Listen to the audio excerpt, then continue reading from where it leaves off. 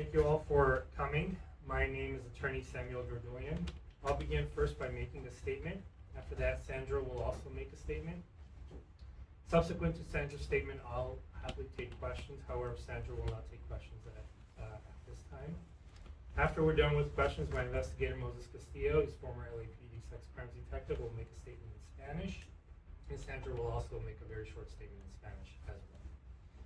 I spent a significant period of my career as an attorney representing survivors of sexual abuse. I started my legal career as a deputy district attorney with the Los Angeles County District Attorney's Office. Spent 13 years as a prosecutor, half that time assigned to our sex crimes division. After leaving the DA's office, I started Dordulian Law Group and continued to dedicate myself to representing survivors of sexual abuse now in the civil arena. I'm proud to represent Sandra in her quest to get justice. Sandra's story is something you would see in a Dateline or 2020 episode. It's full of illegal sexual activity, deceit, violations of trust, and broken promises. That led to years and years of emotional despair for Sandra. Sandra was 16 when she was sexually abused by the assistant music teacher, Stephen Velasquez, at Paramount High School. What's worse is the supervisor, band director, Angel Carmona, was complicit in their relationship and in the ruse that was created to force Sandra to have an abortion that she deeply regrets to this day. After Angel Carmona learned that his assistant Stephen impregnated a student, Sandra believes he went along with the ruse, that Stephen had suddenly died. He assured her that this was in her best interest to have an abortion and insisted that she should have an abortion. It was all done to hide the fact that an assistant music teacher was having sexual relationships with a student and part of the band. In fact, Angel Carmona even arranged the clinic where Sandra would eventually have her abortion. Having that abortion haunts Sandra to this day. Then, ripped from the pages of a Dateline story, Stephen miraculously returns from the dead. One night when Sandra was sleeping, she hears a knock on her window. She opens her eyes and sees Stephen, whom she believed recently died. That's what she was told. She literally thought she was seeing a ghost. Rather, it was Stephen coming out of hiding, conveniently, right after Sandra had her abortion. The story that Stephen was dead was just a ruse to force Sandra to terminate her pregnancy and get rid of the undeniable evidence of the sexual abuse that was occurring by the band assistant with the young band female students. We believe the evidence is overwhelming that Paramount High School, through the band director, Angel Carmona, knew all about this inappropriate sexual activities and not only concealed this evidence, but actively helped get rid of Sandra's baby to keep their dark secret. We have today pictures of the band that Sandra was in Paramount High School. Pictured there is Stephen Velasquez on the right and the band director Angel Carmona on the left. We also have a picture of Sandra and Stephen Velasquez kissing. This picture we believe was taken before Sandra discovered that she was pregnant. Next to the picture is a love note written by Stephen Velasquez. Finally, we have evidence in the form of medication envelopes that was given to Sandra by family planning associates in Long Beach that Angel Carmona arranged where her abortion was conducted without the knowledge or consent of Sandra's parents. Thanks to AB 218, Sandra can finally get her voice and seek the appropriate justice for the years of torment that she has suffered.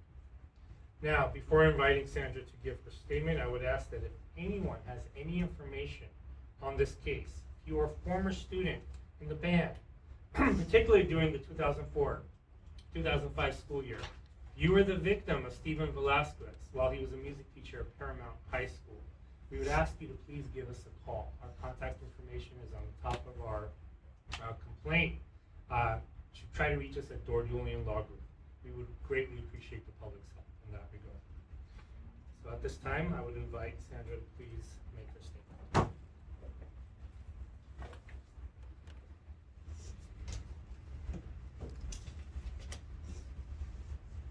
Hello, my name is Sandra. I am 34 years old. Thank you for coming out to grant me this opportunity to have a voice today.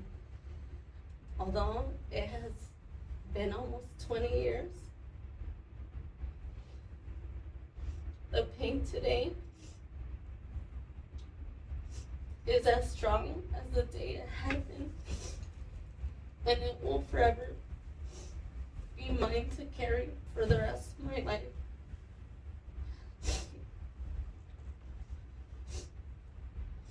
After living in shame, embarrassment, and regret for more than half my life, I stand emotionally broken, but with strong resolve to confront a school teacher and a teacher's assistant on what they all have done to me, not only physically, but emotionally and mentally as well. It all started when I was a junior at Paramount High School. That is where I met Steven Velasquez, also known as Steve. He was introduced as our marching band's drum coach and was hired to assist our band director, Angel Carmona, with the marching band for the 2004-2005 school year. I can't remember when it exactly started, but I do remember that Steve started talking to me in our Friday night varsity football games. He would go around to the different instrument sections to casually talk to us in between breaks. And that's how the flirting really took off.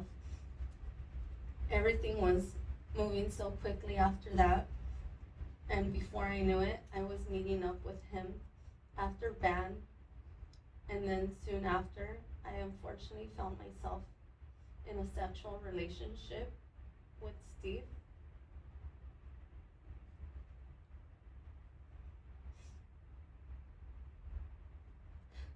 All because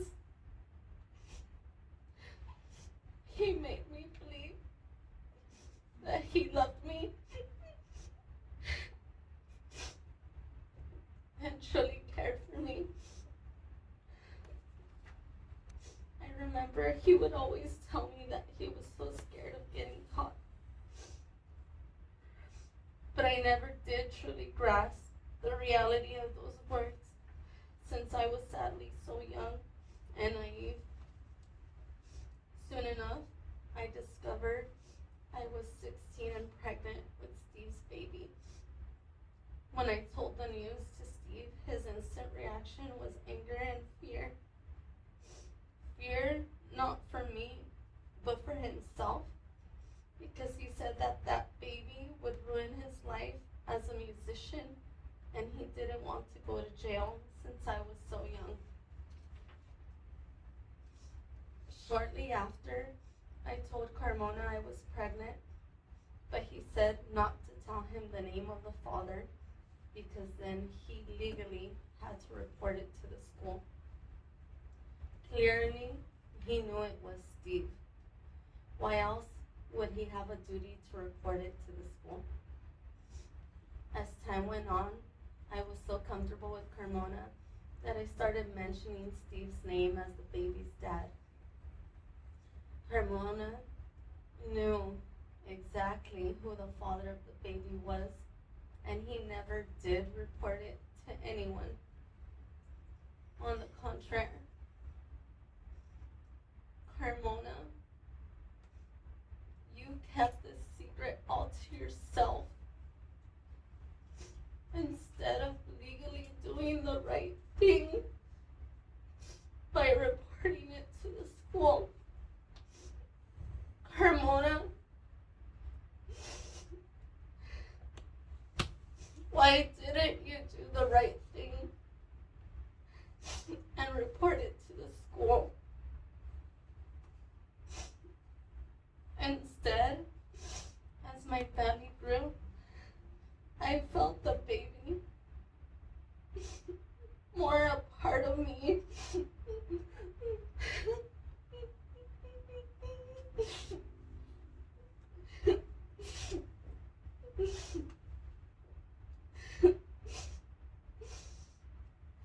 And I promised I would do everything to protect it.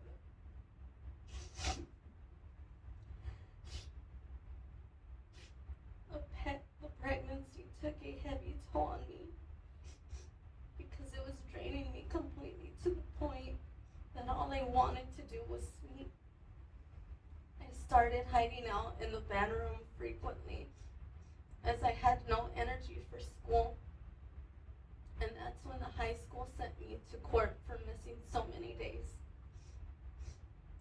even on the very court day, they repeatedly asked me, why wasn't I in school?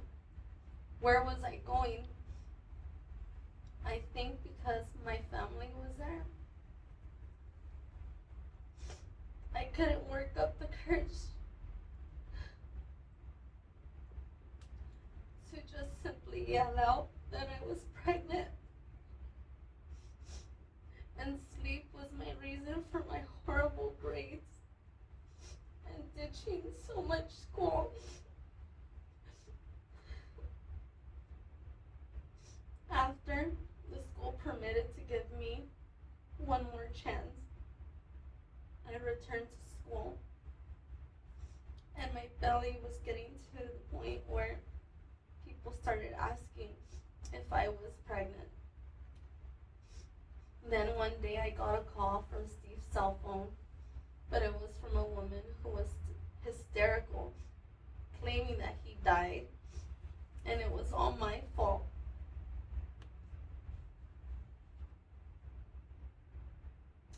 I never knew who that woman exactly was or why she had Steven's cell phone. But that's when I was overwhelmed emotionally and found myself again turning to Carmona because he was my friend. As soon as I told Carmona about the call, I will never forget the look he gave me. He looked straight into my face and said, no matter what, you cannot have this baby.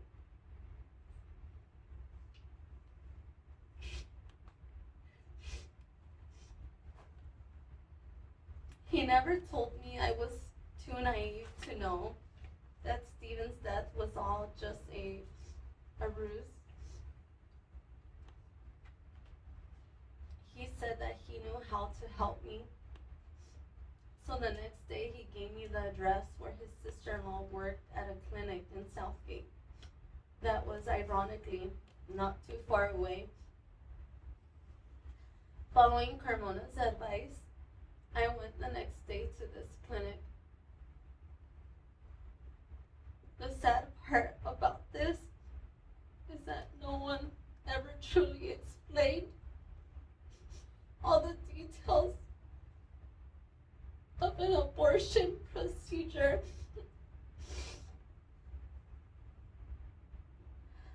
All I knew is that I was asking for something like, I was ordering something off a menu that I had never that I had I'm sorry. Hi, my name is Sandra, and I'm here to have an abortion because I was told by my music teacher, Carmona, that I shouldn't and I couldn't, under any circumstances, have this baby.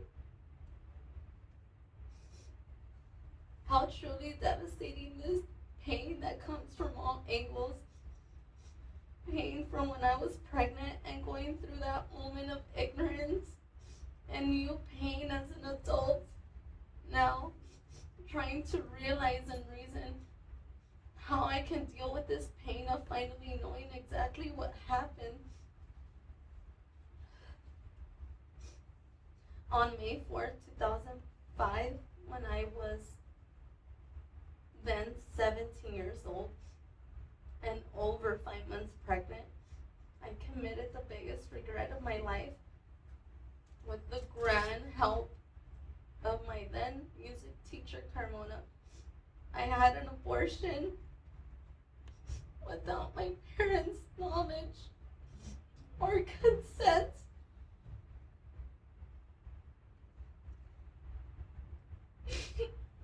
I was told by Carmona that I could not keep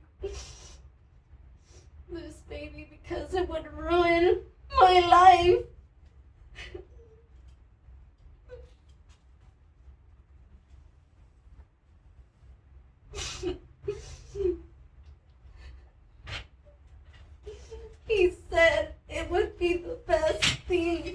not only for me, but for the baby as well.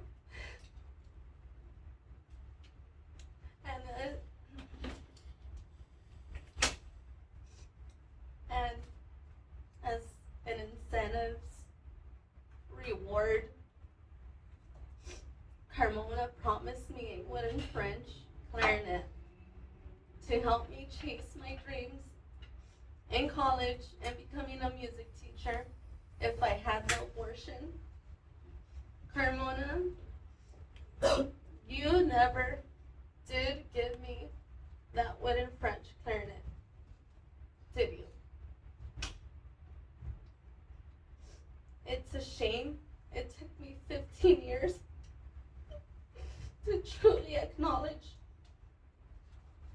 accept, and grasp what happened to me.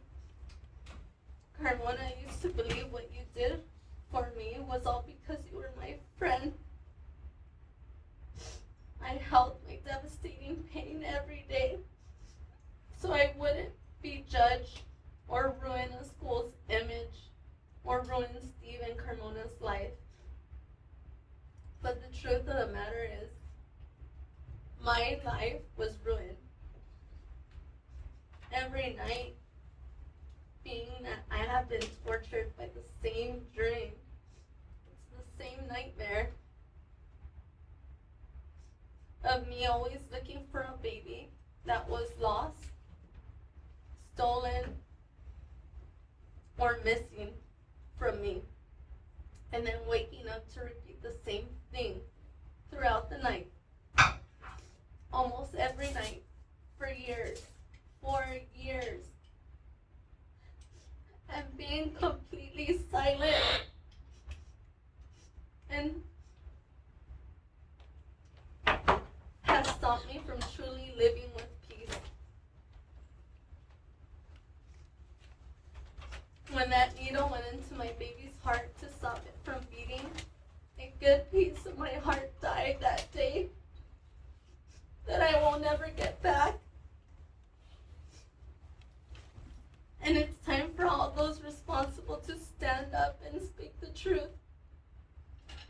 Because in this life, the only thing that will set you free is the truth.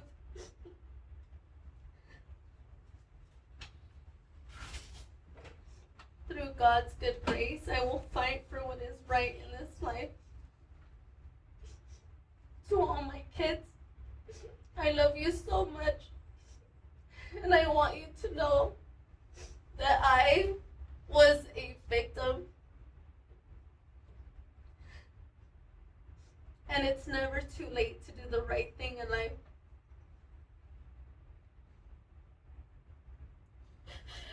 To my parents, please, please forgive me for not trusting in the love you had for me and seeking help from this imposter whose act was cruel and evil. Stephen, wherever you are, please hear my plea. Tell the truth and set me free.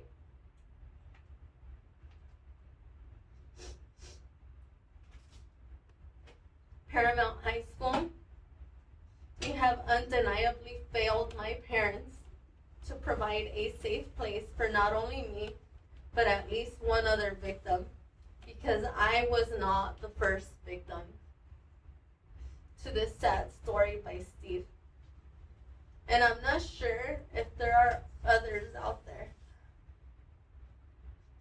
If anyone out there is going through any kind of hardship or have found yourself in a similar situation, just know that you are not alone.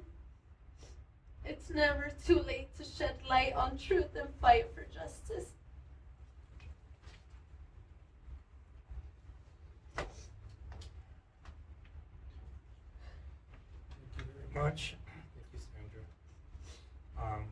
I'm open to answer any questions if you guys have any questions at this time. Where's Stephen? We're not sure where Stephen is right now. We know, we believe Angela Carmona is still teaching at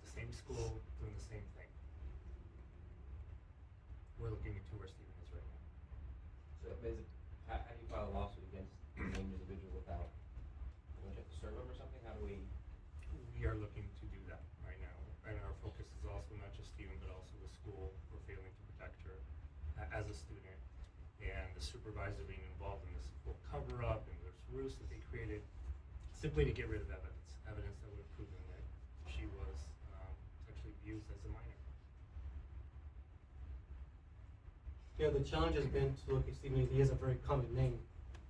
So we're hoping that anybody has any information about Stephen that shed some light, that would be helpful. I would plead actually now for anybody out there, if you're familiar with Stephen, if you have a history or a past with him, please reach out to us at Dordulian Law Group. We really are looking for the public's help in this regard. As Sandra alluded to, we believe that there are other victims out there, at least one that we're investigating right now. That was also the victim of Stephen.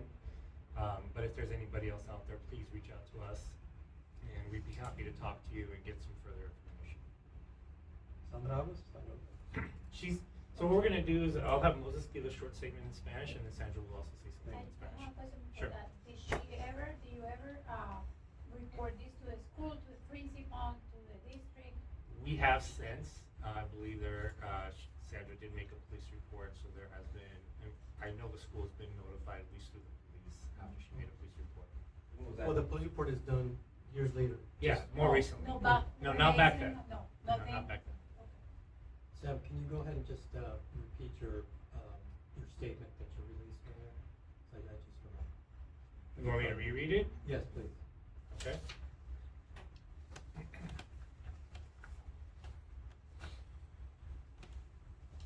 My name is Attorney Samuel Dordulian. You mind if I skip the first part and just go right to Of course, the... yes. I'm proud to represent Sandra in her quest to get justice. Sandra's story is something you'd see in a Dateliner 2020 episode. It's full of illegal sexual activity, deceit, violations of trust, and broken promises that led to years and years of emotional despair for Sandra. Sandra was 16 when she was sexually abused by the assistant music teacher Stephen Velasquez at Paramount High School. What's worse is the supervisor, band director Angel Carmona, was complicit in their relationship and in the ruse that was created to force Sandra to have an abortion that she deeply regrets to this day.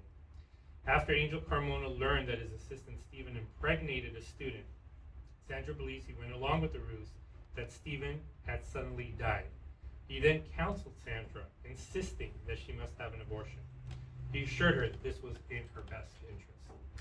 It was all done to hide the fact that an assistant music teacher was having sex with a young female student.